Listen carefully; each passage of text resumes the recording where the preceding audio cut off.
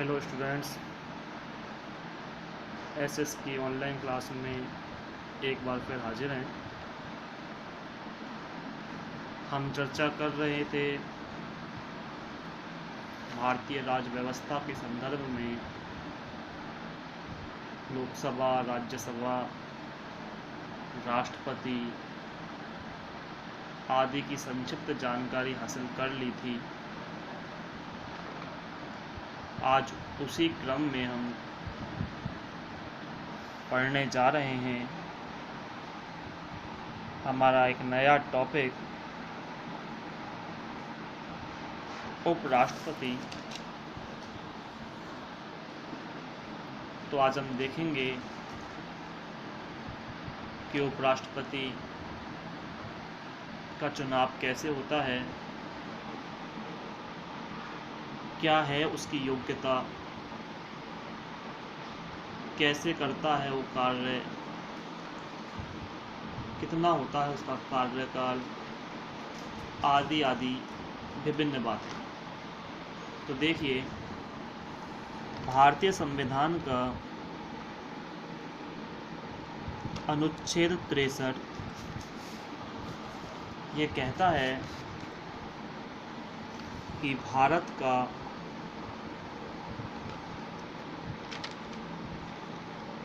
एक उपराष्ट्रपति होगा।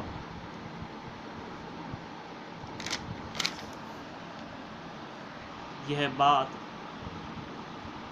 अनुच्छेद 63 में कही गई है कि भारत का एक उपराष्ट्रपति होगा। अब देखिए कि कौन बन सकता है उपराष्ट्रपति, क्या है इसकी योग्यता। इस बात को आप ध्यान रखिए कि भारत में राष्ट्रपति की अगर बात करें तो राष्ट्रपति नाम मात्र का प्रमुख होता है। उसी प्रकार से देखा जाए तो उपराष्ट्रपति को भी कोई विशेष कार्य प्रदान नहीं किए गए हैं। उपराष्ट्रपति का यह पद हमारे संविधान में जो लिया गया है वो अमेरिका से लिया गया है। आपको जानकारी के लिए बता दिया जाए, हमारा संविधान उधार का थैला कहलाता है। इस संविधान के अंतर्गत शामिल विभिन्न तथ्य विभिन्न देशों से लिए गए हैं। कुछ तथ्य अमेरिका से, कुछ कनाडा से, कुछ ब्रिटेन से, कुछ जर्मनी से, आयरलैंड से, ऐसे तमाम देशों से विभिन्न तथ्यों को लेकर हमारे देश के संविधान का निर्माण किया गया है। यही कारण है कि हमारे देश का संविधान विश्व का सबसे बड़ा और लिखित संविधान है। तो आइए चर्चा कर रहे थे हम उपराष्ट्रपति के बारे में कि उपराष्ट्रपति का यह पद अमेरिका से लिया गया है और उपराष्ट्रपति को कोई विशेष कार्य प्रदान नहीं किए गए हैं। उपराष्ट्रपति का पद विषम परिस्थितियों में काम आता है।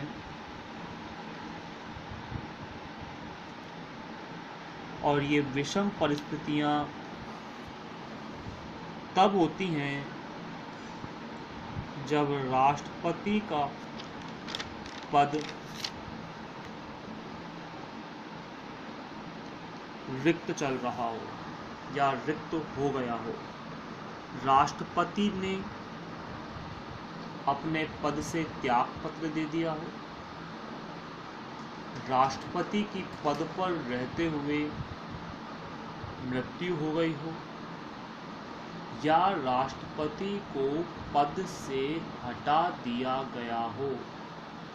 किन्हीं भी कारणवश जब राष्ट्रपति का पद रिक्त हो जाता है तो उन परिस्थितियों में ही उपराष्ट्रपति को राष्ट्रपति के पद के लिए कार्यवाहक राष्ट्रपति बनना पड़ता है। तो ये विषम परिस्थिति ही होती है कि उस समय उपराष्ट्रपति को अपने पद का उपयोग करना होता है। अन्यथा सामान्य परिस्थितियों में उपराष्ट्रपति का कोई विशेष कार्य नहीं है। सामान्य परिस्थितियों की बात करें तो सामान्य परिस्थितियों में उपराष्ट्रपति राज्यसभा के सभापति के रूप में काम करते हैं। राज्यसभा के सभापति के रूप में हमारे देश की संसद के 2 सदन हैं, एक लोकसभा और एक राज्यसभा। तो राज्यसभा के सभापति के रूप में उपराष्ट्रपति होते हैं, अर्थात जो उपराष्ट्रपति है वही राज्यसभा का सभापति होगा। तो सामान्य परिस्थितियों में ये वह कार्य करते हैं, अन्यथा उपराष्ट्रपति का पद विषम परिस्थितियों में कार्यवाहक राष्ट्रपति के रूप में ही कार्य आता है। आइए चर्चा करते हैं कौन व्यक्ति होगा जो उपराष्ट्रपति बन सकता है, अर्थात क्या है उपराष्ट्रपति बनने की योग्यता। तो देखिए, भारतीय संविधान का अनुच्छेद 66 आर्टिकल 66 इसकी योग्यताओं की व्याख्या करता है, जिनमें सबसे पहली योग्यता आती है वह भारत का नागरिक होना चाहिए, यानी किसी भी विदेशी व्यक्ति को यह पद धारण करने का अधिकार नहीं है।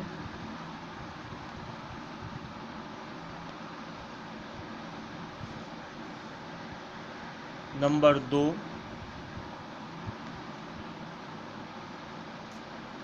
उसकी न्यूनतम आयु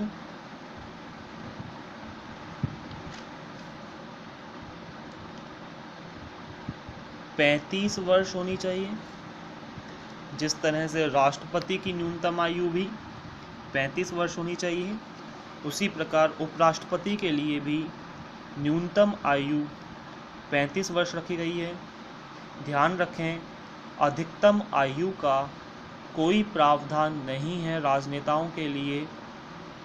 उनके रिटायर की, सेवानिवृत्ति की कोई आयु निश्चित नहीं होती है, इसलिए उनके लिए सिर्फ न्यूनतम आयु ही तय की गई है और वो है 35 वर्ष। नंबर 3, वह सरकारी लाभ के पद पर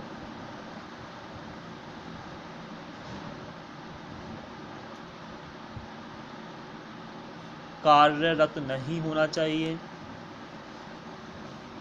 सरकारी लाभ का पद आपको याद होना चाहिए, जब हमने राष्ट्रपति का टॉपिक पढ़ा था तो स्पष्ट रूप से बता दिया था कि राष्ट्रपति, उपराष्ट्रपति, राज्यपाल आदि पद लाभ के पद में शामिल नहीं किए जाते हैं।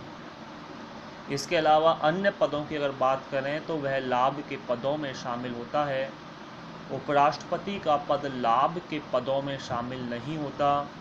इसीलिए आपको ध्यान होना चाहिए, इसीलिए जैसे मैंने चर्चा की थी ऊपर, इसीलिए उपराष्ट्रपति जो होता है वो राज्यसभा का सभापति भी होता है, यानी एक समय में 2 कार्य कर रहा है व्यक्ति, क्योंकि उपराष्ट्रपति का पद लाभ के पद में शामिल नहीं होता है। तो बात करें, वह सरकारी लाभ के पद पर कार्यरत नहीं होना चाहिए। और नंबर 4, उसमें राज्यसभा सदस्य बनने की योग्यता होनी चाहिए। ध्यान दीजिए, योग्यता होनी चाहिए, सदस्य नहीं होना चाहिए। बहुत अंतर है इस वाक्य में। पहले भी राष्ट्रपति बारे में भी हमने पढ़ा था कि राज्यसभा सदस्य बनने की उसमें योग्यता होनी चाहिए, वह सदस्य होना नहीं चाहिए। सदस्य होना और योग्यता होना अंतर आ जाता है, क्योंकि अगर वह सदस्य होगा तो वह उपराष्ट्रपति का पद धारण नहीं कर सकता, क्योंकि वह क्या होगा, फिर सरकारी लाभ के पद पर कार्यरत होगा। ऐसे में वह राज्यसभा सदस्य की बनने की योग्यता रखता हो। और क्या योग्यता है राज्यसभा का मेंबर बनने की, इसकी चर्चा राज्यसभा वाले टॉपिक में हम विस्तार से कर चुके हैं। तो ध्यान दीजिए, अनुच्छेद 66 आर्टिकल 66 ये बताता है कि भारत के उपराष्ट्रपति को बनने के लिए निम्न योग्यताओं का होना जरूरी होता है। आइए आगे।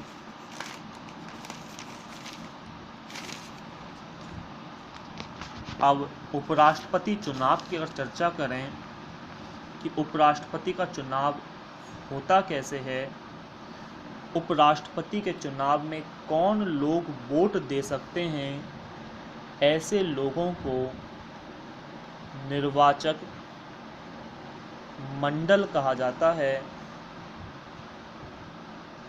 उपराष्ट्रपति के चुनाव में जो मतदाताओं का समूह वोट देता है, मत देता है, उस समूह को निर्वाचक मंडल कहते हैं। और इस निर्वाचक मंडल में लोकसभा व राज्यसभा दोनों के निर्वाचित व मनोनीत सदस्य हिस्सा लेते हैं।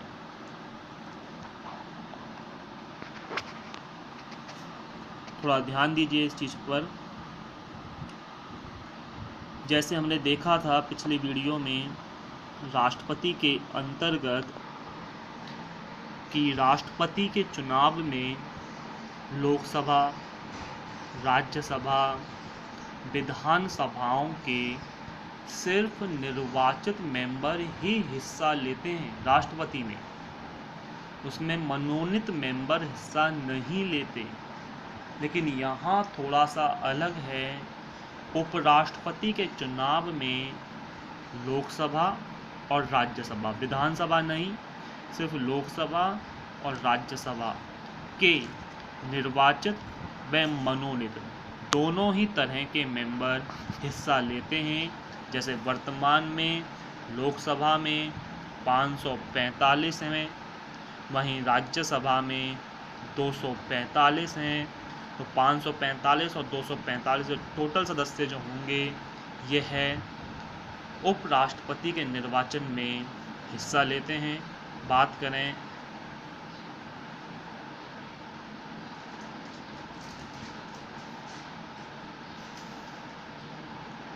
(790) जो मेंबर हैं, ये 790 मेंबर उपराष्ट्रपति के चुनाव में हिस्सा लेते हैं। मैं एक बार फिर चर्चा कर देता हूँ। उपराष्ट्रपति के चुनाव में राज्यों की विधानसभाओं या विधान परिषदों के मेंबर हिस्सा नहीं लेते। बात करें इसके निर्वाचन पद्धति की, तो राष्ट्रपति की ही भांति उपराष्ट्रपति का चुनाव भी एकल, संक्रमणीय आनुपातिक गुप्त प्रणाली के माध्यम से होता है।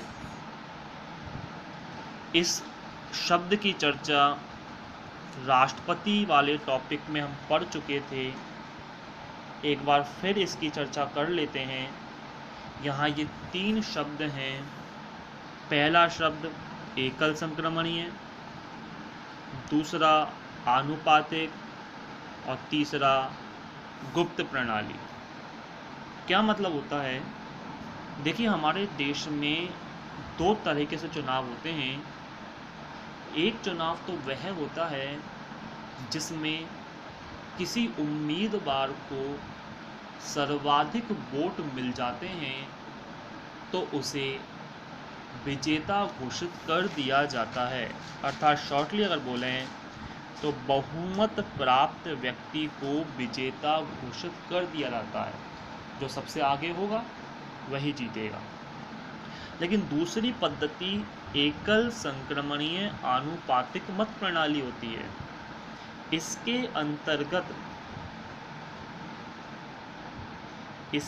अंतर्गत चुनाव जो होते हैं वो इस प्रकार से होते हैं कि मतदाता के द्वारा उम्मीदवार को जो वोट दिए जाते हैं वो वरीयता क्रम के अनुसार दिए जाते हैं, सीनियरिटी के हिसाब से, और उम्मीदवार को एक निश्चित कोटा प्राप्त करना होता है। यदि उम्मीदवार निश्चित कोटा प्राप्त करने में समर्थ नहीं होता है तो उसके वोट दूसरे उम्मीदवार को ट्रांसफ़र कर दिए जाते हैं। इसीलिए इसे अंग्रेजी में अगर बोलें तो सिंगल ट्रांसफरेबल कहा जाता है, यानी एक उम्मीदवार के वोट दूसरे उम्मीदवार को ट्रांसफ़र कर देते हैं, हस्तांतरित कर दिए जाते हैं। वहीं बात करें आनुपातिक रूप की बात करें तो इसका मतलब होगा कि उम्मीदवार को एक निश्चित कोटा प्राप्त करना होगा और ये प्रणाली पूरी तरह से गुप्त होती है। इसीलिए इसका नाम एकल संक्रमणीय आनुपातिक मत प्रणाली होता है। ध्यान दीजिए आगे, जैसे राष्ट्रपति की चर्चा हमने की थी, तो राष्ट्रपति का चुनाव वही व्यक्ति लड़ सकता है जिसके नाम के 50 प्रस्तावक हों और 50 अनुमोदक हो, यानी समर्थन करने वाले। ये राष्ट्रपति के अंतर्गत होता है। लेकिन उपराष्ट्रपति में ये अलग है। उपराष्ट्रपति में प्रस्तावकों की संख्या 20 होनी चाहिए और 20 ही उसके नाम का अनुमोदन करने चाहिए। ध्यान दीजिए, कारण है इस चीज़ का कि राष्ट्रपति के चुनाव में तो विधान सभाओं के मेंबर भी हिस्सा लेते हैं, लेकिन उपराष्ट्रपति के चुनाव में विधान सभाओं के मेंबर हिस्सा नहीं लेते। इसलिए 20 प्रस्तावक होने चाहिए, 20 ही अनुमोदक होने चाहिए। इस बात का अवश्य ध्यान रखें कि इस चुनाव में मत मूल्य नहीं निकाला जाता। जैसे राष्ट्रपति के चुनाव में मत मूल्य निकाला जाता है, इस चुनाव में मत मूल्य नहीं निकाला जाता, अपितु मत गणना की जाती है।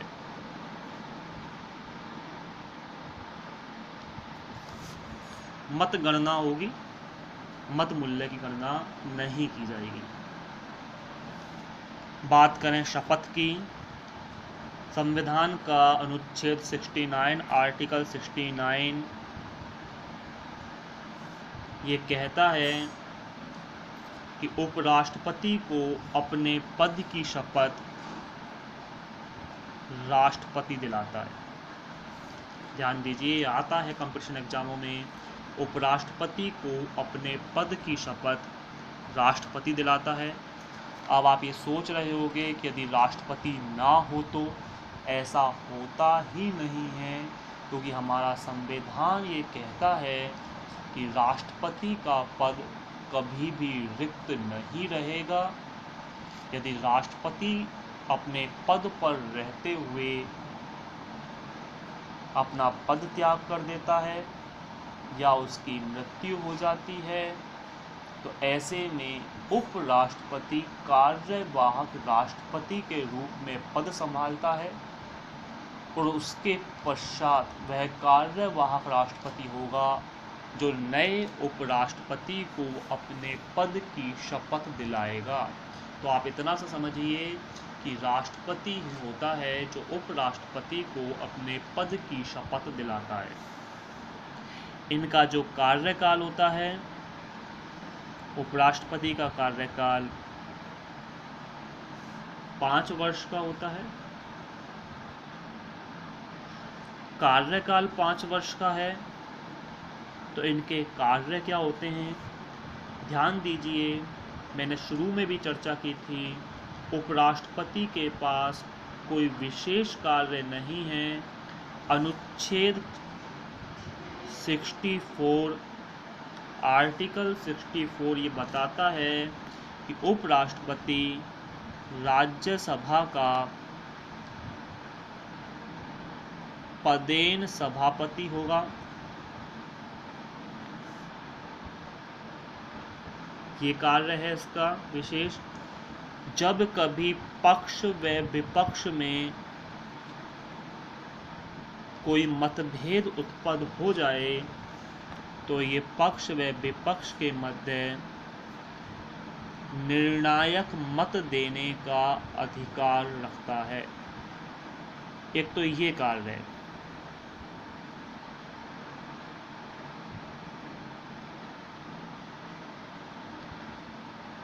वहीं दूसरी ओर विषम परिस्थितियों में आर्टिकल 65 ये कहता है कि राष्ट्रपति का पद रिक्त होने पर यह कार्यवाहक राष्ट्रपति के रूप में पद ग्रहण करेगा।